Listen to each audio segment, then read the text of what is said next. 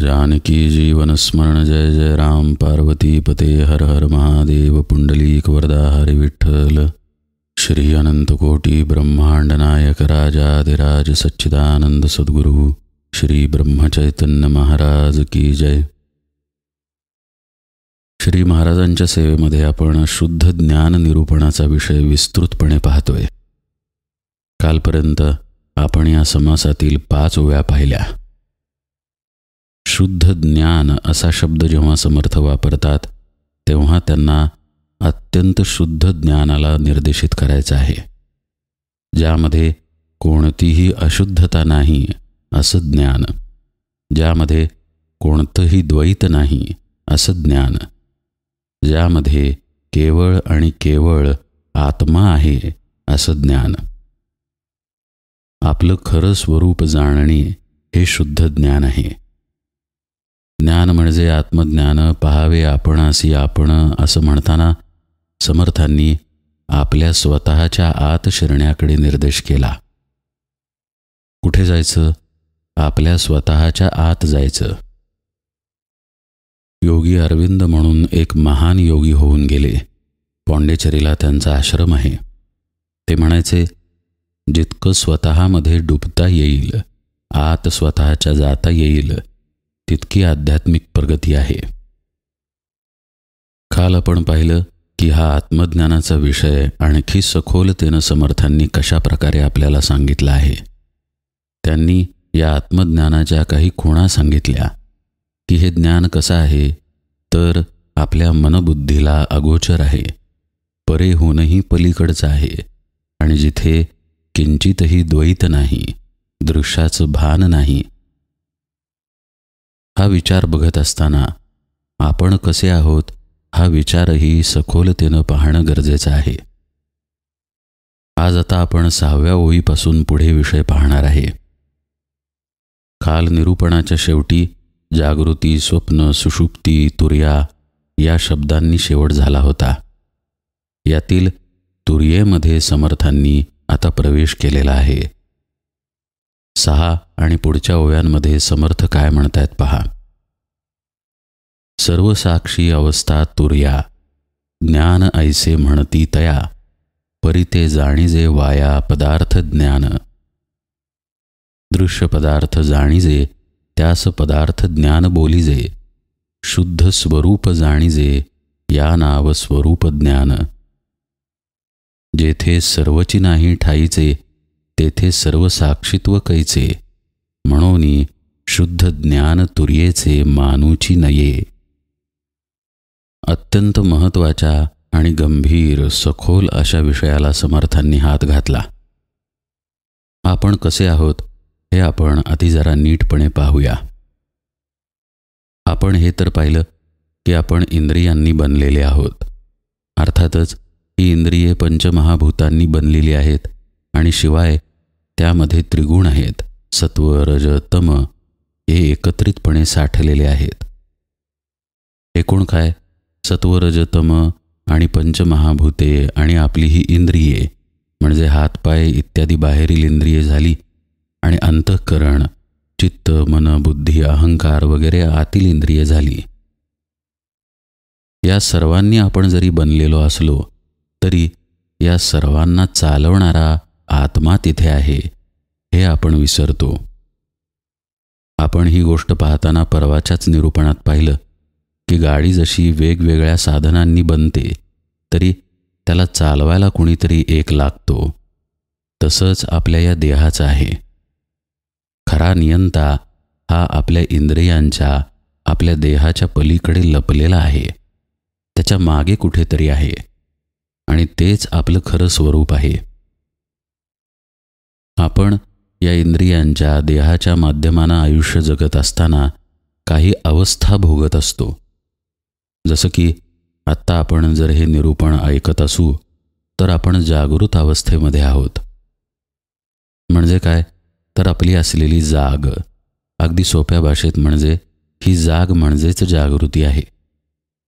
आपण खातो, पितो, काही व्यवहार करतो, हे सगळं आपण जागृतीमध्ये करतो, जागेपणानं करतो। आता ही जी जाग आहे यामध्ये आपल्याला कशाचं भान आहे?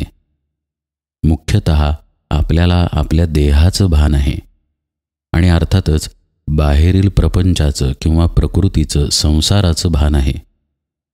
कुणी आपल्याला बोललं की ऐकू येतं, कुणी आपल्याला स्पर्श केला की स्पर्श कळतो, बाहेरच्या पदार्थाची चव कळते, तसेच बाहेरचे पदार्थ जाणवतात.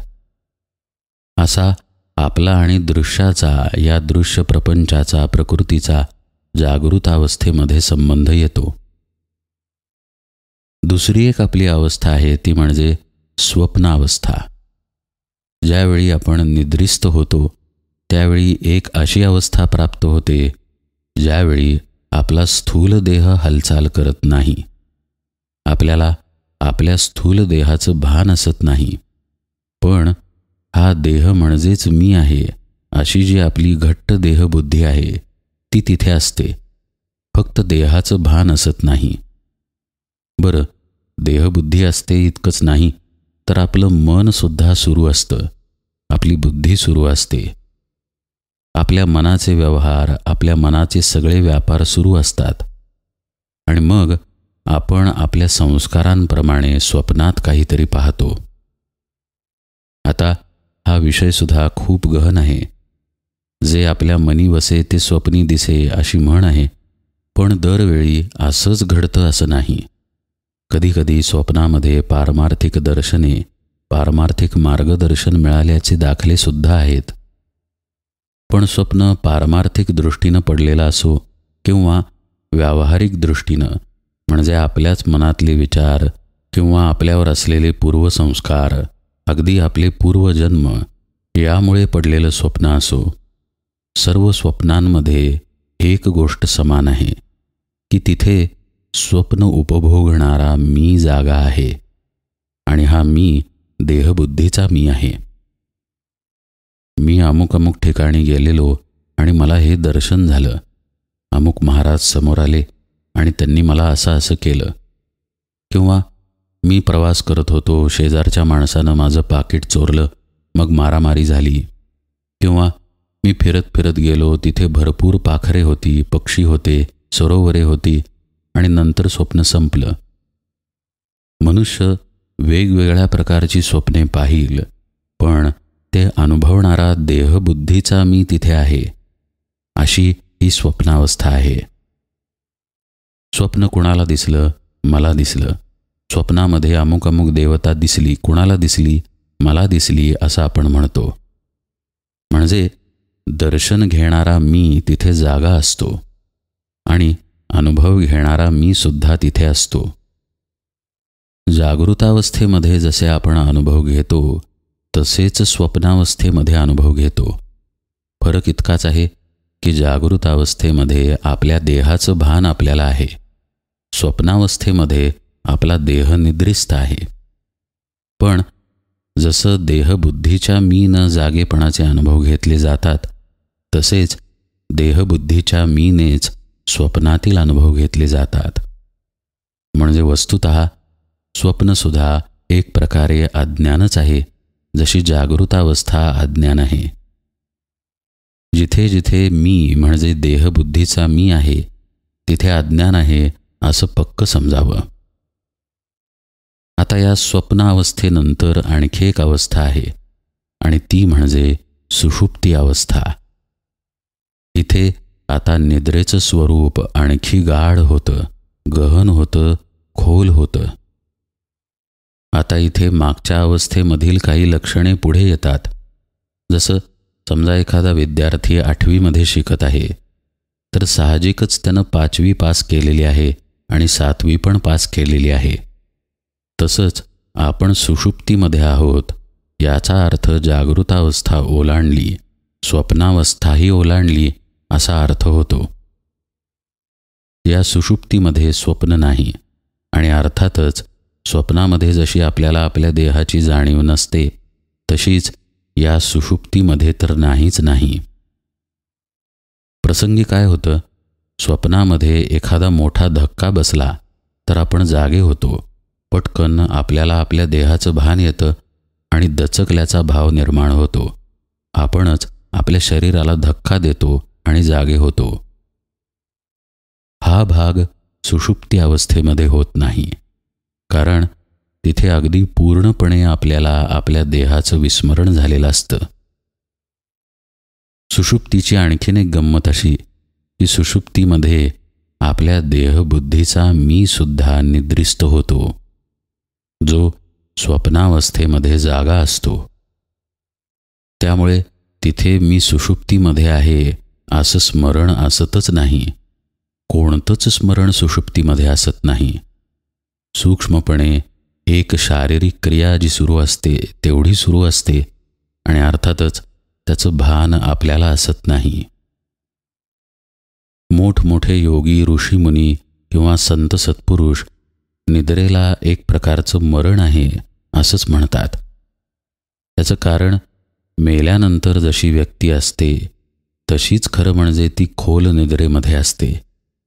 आपण कोण आहोत, आपला देह कुठे आहे, कसा आहे, आपण स्त्री आहोत की पुरुष आहोत, या कशाचंही स्मरण सुषुप्तीमध्ये असत नाही.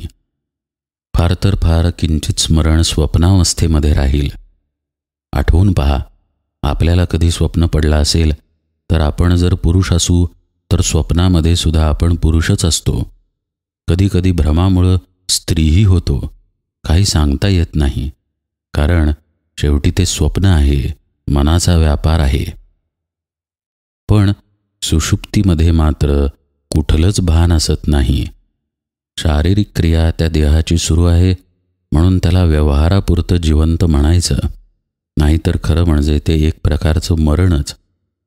त्यातून जर मनुष्य बाहेर आला नाही तर तो मेलाच. म्हणून बरेच योगी, संत, महात्मे निद्रेला पापही म्हणतात आणि मरणही म्हणतात.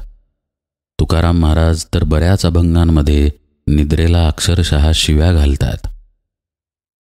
तर अशा या 3 महत्त्वाच्या अवस्था आपण पाहिल्या: जागृती, स्वप्न आणि सुषुप्ती. या 3ही अवस्था अज्ञानमूलक म्हणून ओळखल्या जातात.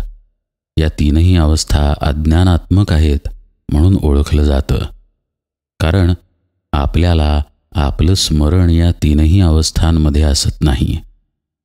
आपण आहोत आत्मा आणि या आत्म्याचं स्मरण असणं म्हणजे खरी जागृती आहे. अर्थातच साधनेला अनुलक्षून आपण अर्थ पाहत आहे. मी जागाच आहे की मग अज्ञान कसलं, असं कुणाच्याही मनात सहज येईल. पण आपण मी जागा आहे असं जेव्हा म्हणतो तेव्हा आपण आपल्या देहबुद्धी सदृश जागे असतो हे विसरतो. यालाच अज्ञान असं म्हणतात. कारण मी म्हणजे देह नाहीच आहे ही वस्तुस्थिती असताना तो भ्रम आपण जवळ बाळगलेला आहे.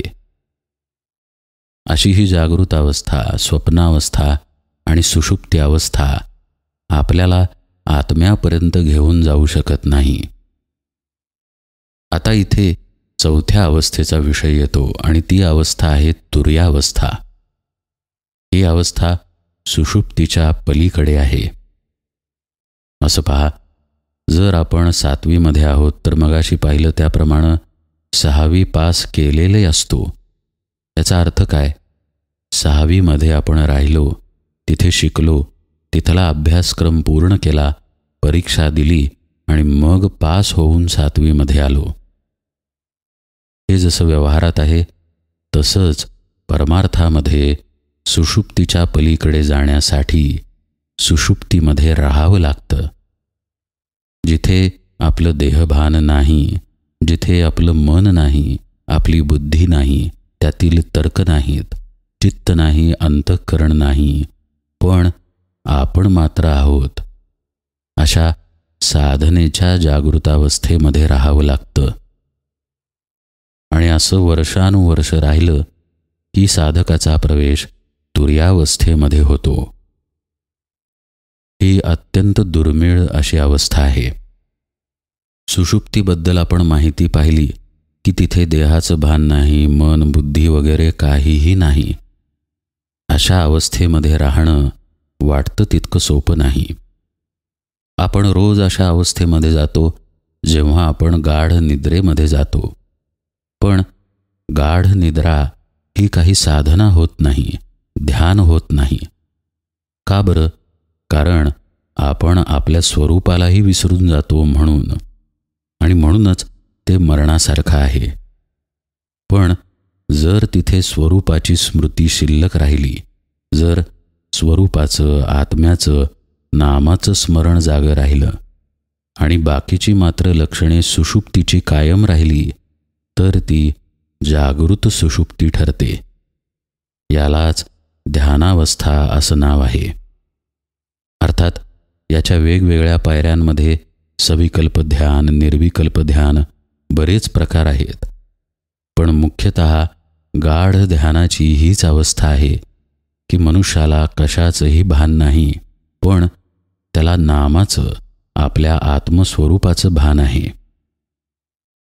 हा पण फार महत्त्वाचा आहे, कारण कसलंही भान नाही या अवस्थेमध्ये जाणं सोपं आहे. एक इंजेक्शन घेतलं की आपण बेशुद्ध होऊ शकतो. अंमली पदार्थांचं सेवन आपल्याला आपल्या देहाचा विसर घडवतंच. शिवाय गाढ निद्रेमध्ये गेलो तरी आपल्याला आपलं विस्मरण आहे. पण नामाच्या स्मरणासहित त्या विस्मरणामध्ये जाणं ही गोष्ट अवघड आहे, आणि ती केवळ आणि केवळ गुरुकृपेमुळे जमते. अध्यात्मशास्त्र सांगतं 3 नाड्या महत्त्वाच्या आहेत: इडा, पिंगला आणि सुषुम्ना. बहुतांश वेळेला आपली सुषुम्ना ही बंदच असते. सद्गुरुकृपेने किंवा साधनेने ती उघडते. आपण इडा आणि पिंगळा यामध्येच खेळत असतो. ज्यावेळी आपलं मन शांत व्हायला लागतं, त्यावेळी हळूहळू आपले श्वास आत जायला लागतात. शांत झालेलं मन आपल्याला निद्रेकडे घेऊन जातं. असं पहा, कितीही शारीरिक कष्ट झालेले असले, आपण अगदी दमलेलो असलो तरी आपलं मन अत्यंत अशांत असेल तर आपल्याला झोप लागत नाही. झोप शांतपणे लागण्यासाठी मनाचं स्वास्थ्य पण आवश्यक आहे. शांत मन आपल्याला झोपेकडे घेऊन जातं, आणि इथेच साधनेचं मर्म लपलेलं आहे. झोप येते त्या ठिकाणी जागं राहता येत नाही, हा अनुभव प्रत्येकाला आहे. कुणीही अभ्यासानं स्वतःची परीक्षा करून पाहावी. ज्या क्षणी आपल्याला झोप लागत आहे तो क्षण पकडण्याचा प्रयत्न करावा. तो अजिबात पकडता येत नाही. आपल्याला कधी झोप लागली हे आपल्याला कळतच नाही, इतकी ही घटना आपल्या नकळत घडून येते. योगी लोक, साधक लोक जे ध्यान साधनेमध्ये पुढे गेलेले आहेत, ते हा क्षण पकडू शकतात. तो क्षण पकडून ते निद्रेत जाण्याच्या ऐवजी ध्यानामध्ये शिरतात. हा एक प्रकारचा फाटा आहे. आपण मुख्य रस्त्याने जातोय आणि समोर एक फाटा येतो, डावीकडे एक आणि उजवीकडे एक. तशातला हा प्रकार आहे. निद्रेच्या अवस्थेमध्ये शिरत असताना एक फाटा सुषुम्ना नाडीचा येतो आणि एक फाटा पुरीतत नावाच्या नाडीचा येतो. ही पुरीतत नावाची नाडी आपल्याला निद्रेमध्ये घेऊन जाते. आपण या फाट्यापर्यंत आपलं मन आणि प्राण यांच्याबरोबर एकत्रितपणे आलेलो असतो. आपली जर सुषुम्ना उघडी नसेल तर आपलं मन आणि प्राण पुरीतत नावाच्या नाडीत शिरतं आणि आपल्याला झोप लागते. सद्गुरुकृपा जेव्हा होते तेव्हा सद्गुरू सुषुम्नेचा मार्ग उघडून देतात. साधकाला आता सुषुम्नेमध्ये शिरता येतं आणि पुरीतत नाडीपासून, निद्रेपासून वेगळं होता येतं. जेव्हा साधक सुषुम्नेमध्ये शिरतो तेव्हा मात्र त्याला निद्रा लागत नाही, पण निद्रेचे इतर गुण त्या ठिकाणी दिसून येतात.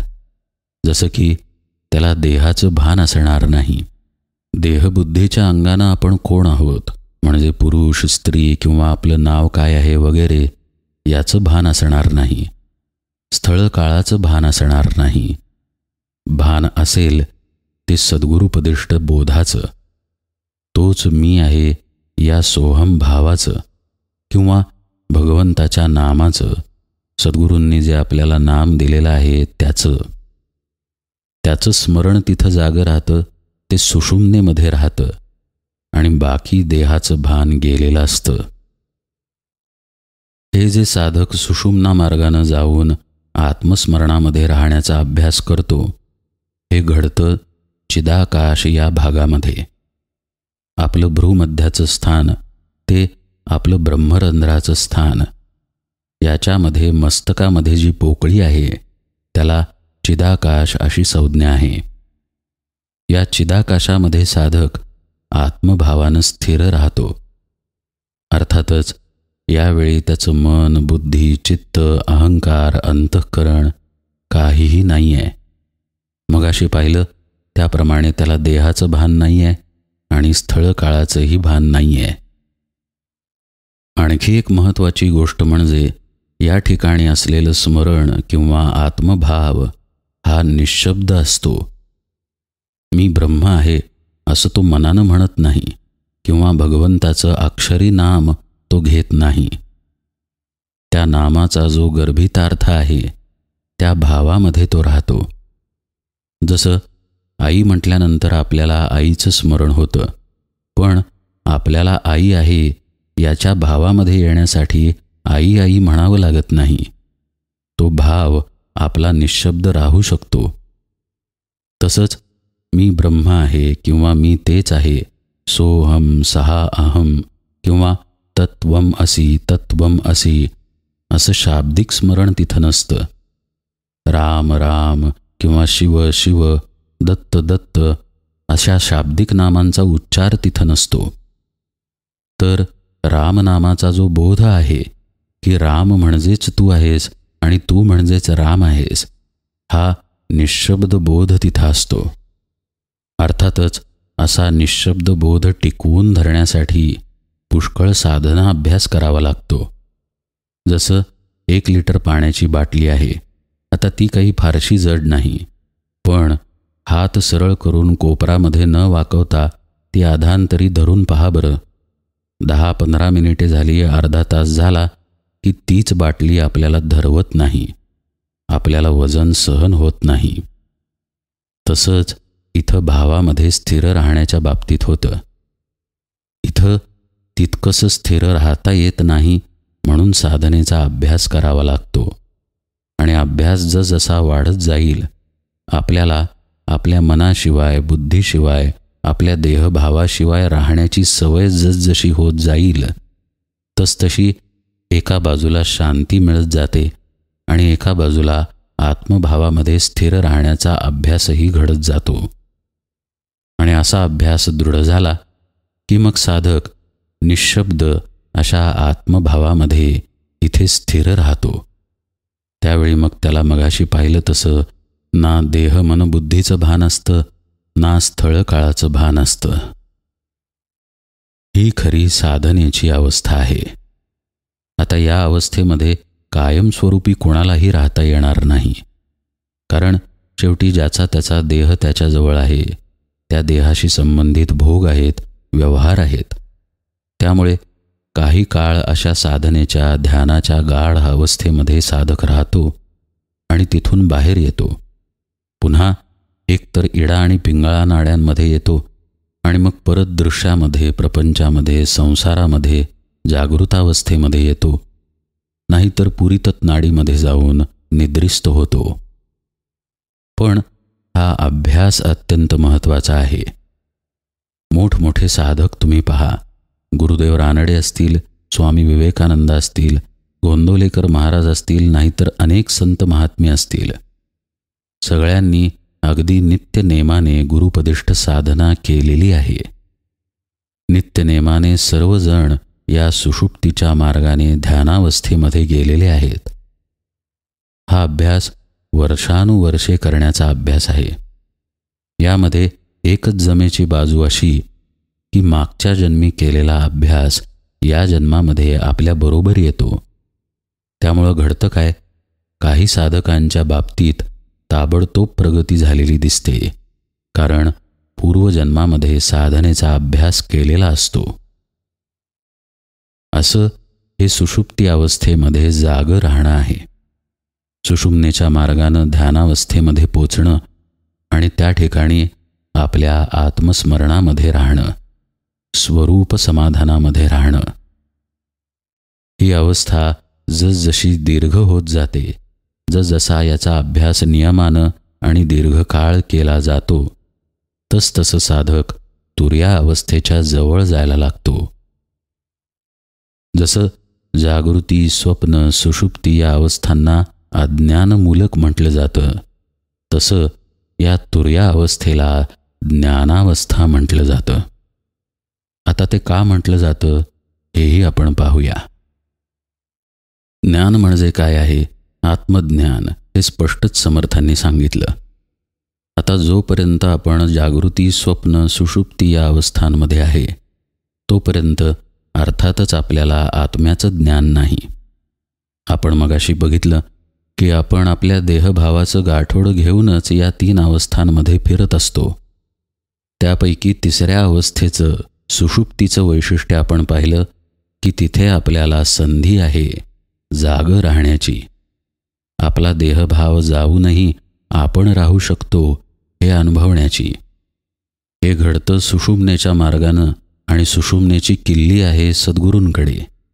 त्यामुळं त्या साधनेमध्ये सद्गुरुकृपेनं राहणं आणि सद्गुरुकृपा संपादन करून तुर्येपर्यंत जाणं असा हा प्रवास आहे. मग तुर्येला ज्ञानावस्था का म्हटलं असेल?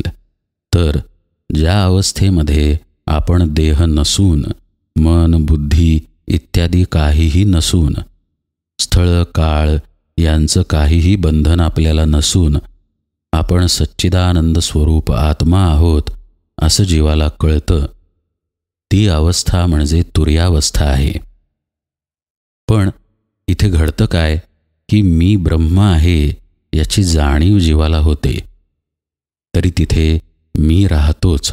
म्हणून तुर्येला सुद्धा पूर्ण ज्ञानावस्था म्हणता येत नाही. आपण पहिल्यापासून हा विषय पाहताना एक गोष्ट बघितली आहे की ती म्हणजे आत्म्याचा अनुभव वेगळेपणानं घेता येत नाही. तेच होऊन जाणं म्हणजे आत्मज्ञान होणं आहे. पण त्या अलीकडची एक अवस्था आहे की मी आत्मा आहे हे साधकाला कळतं. आज आपल्याला असं भान आहे की आपण म्हणजे हा देह आहोत.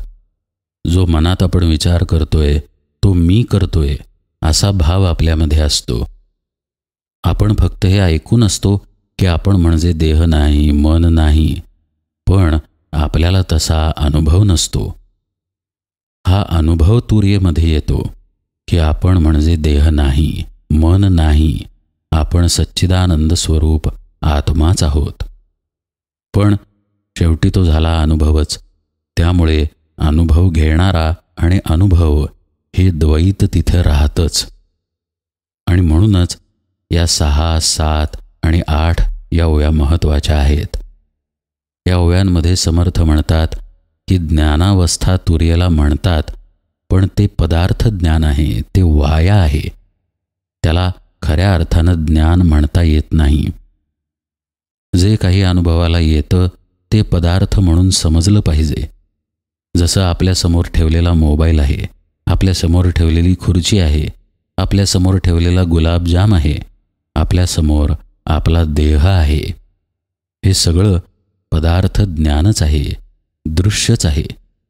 म्हणून समर्थांची अशी भाषा आहे की सर्वसाक्षी अवस्था तुर्या. सर्वसाक्षी म्हणजे ब्रह्माची साक्षी, आत्म्याची साक्षी. सर्व हा शब्द ब्रह्माला निर्देशित करतो. सर्वम खलु इदं ब्रह्म असं वेदांमध्ये आहे. अथर्व शीर्ष आठवून पहा, त्यामध्ये सर्वम खलु इदं ब्रह्म ही ओळ येते. सर्वम खलु इदं ब्रह्म. सर्व म्हणजे काय तर ब्रह्म. ब्रह्म म्हणजे काय तर आपला आत्मा, आपलं आत्मस्वरूप. तुर्यावस्था ही या आत्मस्वरूपाची साक्षी आहे. सर्व साक्षी अवस्था तुर्या. ज्ञान ऐसे म्हणती तया. इथं आपल्याला ज्ञान होतं की मी आत्मा आहे, म्हणून याला ज्ञानावस्था म्हणतात खरं. परी ते जाणीजे वाया पदार्थ ज्ञान असं समर्थ म्हणतात. पण ही काही ज्ञानावस्था नाही, हे केवळ पदार्थ ज्ञान आहे. जसं जागृतीमध्ये मला स्थूल वस्तूंचं पदार्थ ज्ञान होतं, तसंच सुषुप्तीच्या अवस्थेनंतर तुर्येमध्ये होणारं हे आत्म्याचं वेगळेपणाचं ज्ञान आहे, पदार्थ ज्ञानच आहे. म्हणून ते पुढे म्हणतात, दृश्य पदार्थ जाणीजे त्यास पदार्थ ज्ञान बोलीजे, शुद्ध स्वरूप जाणीजे या नाव स्वरूप ज्ञान. मी अनुभव घेत आहे ही अशुद्धता तिथं नसली पाहिजे. तुर्येमध्ये ही अशुद्धता आहे, कारण तिथे मी आत्मा ही जाणीव आहे, मी तिथे आहे. गोंदवलेकर महाराजांचं वाक्य आठवून पहा. श्री महाराज म्हणतात, अहम ब्रह्मास्मी याच्याही पलीकडे गेलं पाहिजे, कारण अहम तिथेही आहे. श्री महाराज आपल्याला या तुर्येच्या पलीकडे जायलाच शिकवत आहेत. ही तुर्या साक्षी असल्यामुळे या तुर्येचाही लय होणं गरजेचं असतं. शुद्ध स्वरूप जाणीजे या नाव स्वरूप ज्ञान असं समर्थ म्हणतात. तुर्येमध्ये खरं म्हणजे साक्षीत्व आहे ते शुद्ध स्वरूपात आहे. तिथं देहभाव नाही आहे, तरीसुद्धा मी आत्मा जाणतो ही जाणीव तिथे आहे, अनुभवाचं स्मरण तिथे आहे, आणि म्हणून ती अशुद्धता स्वरूप ज्ञानाला चालत नाही. शुद्ध स्वरूप असं आत्मस्वरूप ज्ञान आहे. म्हणून पुढे समर्थ म्हणतात, जेथे सर्वची नाही ठाईचे तेथे सर्व साक्षीत्व कैचे. सर्वच जर आत्मस्वरूप झालं तर आत्म्याला पाहणारा साक्षी राहीलच कसा. तुर्या तर साक्षीत्व दाखवते, आत्मा तर सर्वव्यापी आहे. मग आत्म्याला पाहता कसं येईल, आत्म्याचा साक्षी कसं होता येईल. म्हणून जी तुर्या आत्म्याचा साक्षी होते त्या तुर्येला ज्ञान म्हणता येत नाही, ज्ञानावस्था म्हणता येत नाही. म्हणून समर्थ म्हणतात, जेथे सर्वची नाही ठाईचे तेथे सर्व साक्षीत्व कैचे, म्हणून शुद्ध ज्ञान तुर्येचे मानूची नये. हा विषय अत्यंत गहन असल्यामुळं आपण विस्तृतपणे पाहिला. कालचा विषयसुद्धा गहन होता की कसं आत्मज्ञान दृश्याच्या पलीकडं आहे, आपल्या मनबुद्धीच्या पलीकडं आहे. ते कोणत्याही तर्कात बसत नाही आणि कोणत्याही साधनांनी प्राप्त होत नाही. ते अत्यंत शुद्धावस्थेमध्ये निश्चल असं आहे. साधकाचं काम केवळ एवढंच आहे की त्यानं आत्मज्ञानाच्या आड येणारे शत्रू घालवायचे आहेत. देहबुद्धी असेल, मन असेल, अहंकार असेल, नाहीतर चित्त असेल. या सगळ्या विषयाकडून आपण तुर्यावस्थाही आज जाणून घेतली, आणि ही तुर्यावस्था जरी ज्ञान दाखवते तरी तिला पूर्णपणे ज्ञानावस्था म्हणता येत नाही. हाही विषय आपण पाहिला. समर्थांनी आता 9व्या ओळीत भाष्य केलं पहा. ज्ञानाचा आणि तुर्येचा संबंध त्यांनी स्पष्टपणे पुन्हा एकदा सांगितला. ज्ञान म्हणजे अद्वैत, तुर्या प्रत्यक्ष द्वैत, म्हणून शुद्ध ज्ञान सतत वेगळेची असे. या जागृती, स्वप्न, सुषुप्ती आणि तुर्या यांपेक्षा वेगळंच राहतं शुद्ध ज्ञान, कारण तिथं द्वैत नाही. ज्ञानाचा साक्षी होते तुर्या, पण साक्षी होते या शब्दातच तिथे द्वैत आहे हे उघड आहे. म्हणून तुर्या प्रत्यक्ष द्वैत असे शब्द समर्थांनी वापरले, आणि त्यानंतर म्हणून शुद्ध ज्ञान सतत वेगळेची असे ही वस्तुस्थिती स्पष्टपणानं मांडली की ज्ञान आहे, अत्यंत शुद्ध स्वरूपातलं आहे, पण ते या तुर्येच्याही पलीकडे आहे. इथपर्यंतचा विषय आपण आता शक्य तितका विस्तृतपणे पाहिला. पुढेही समर्थ या विषयाचं प्रतिपादन करतायत, पण ते आता आपण यथावकाश पाहूया. आज निरूपण सेवेला इथेच विराम देतो. जानकी जीवन स्मरण. जय जय राम.